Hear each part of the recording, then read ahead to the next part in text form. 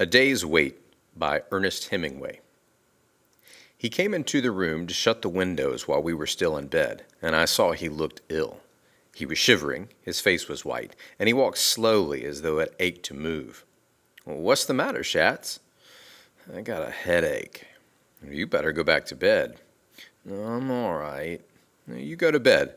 I'll see you when I'm dressed." But when I came downstairs, he was dressed, sitting by the fire, looking a very sick and miserable boy of 9 years. When I put my hand on his forehead, I knew he had a fever. "You going up to bed," I said. "You're sick." "I'm all right," he said. When the doctor came, he took the boy's temperature. "What is it?" I asked him. 102. Downstairs, the doctor left 3 different medicines in different colored capsules with instructions for giving them. One was to bring down the fever, another a purgative, and the third to overcome an acid condition.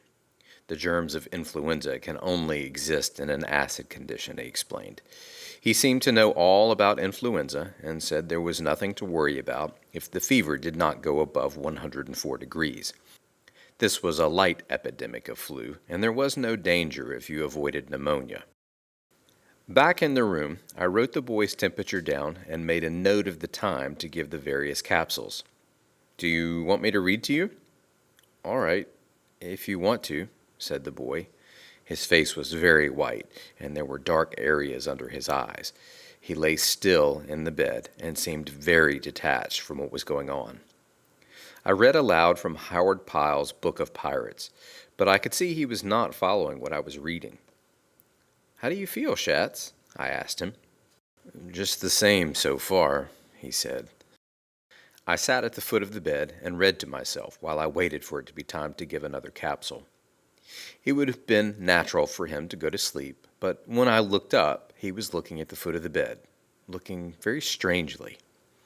"Why don't you go to sleep? I'll wake you up when it's time for medicine." "I'd rather stay awake." After a while, he said to me, "You don't have to stay in here with me, Papa, if it bothers you." "It doesn't bother me." "No, I mean, you don't have to stay if it's going to bother you." I thought perhaps he was a little lightheaded, and after giving him the prescribed capsules at 11 o'clock, I went out for a while. It was a bright, cold day, the ground covered with a sleet that had frozen so that it seemed as if all the bare trees and the bushes and the cut brush and all the grass and the bare ground had been varnished with ice. I took the young Irish setter for a little walk up the road and along the frozen creek, but it was difficult to stand or walk on the glassy surface, and the red dog slipped and slithered, and I fell twice, hard, once dropping my gun and having it slide away over the ice. We flushed a covey of quail under a high clay bank with overhanging brush, and I killed 2 as they went out of sight over the top of the bank. Some of the covey lit in the trees, but most of them scattered into the brush piles, and it was necessary to jump on the ice-coated mounds of brush several times before they would flush. Coming out while you were poised unsteadily on the icy, springy brush that made difficult shooting, I killed 2, missed 5, and started back, pleased to have found a covey close to the house, and happy there were so many left to find on another day. At the house, they said that the boy had refused to let anyone come into the room. "You can't come in," he said. "You mustn't get what I have."